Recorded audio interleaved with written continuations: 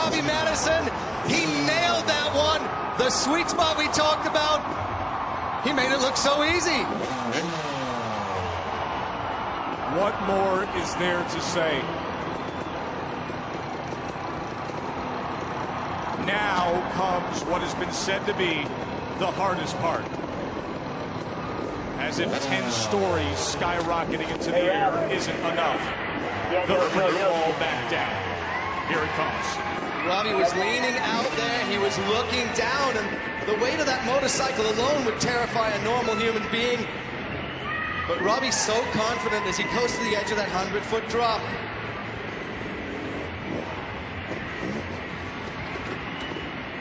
He's checking the bike is in the right gear. You can see him there, pushing up and down on the shifter pedal. Here we go.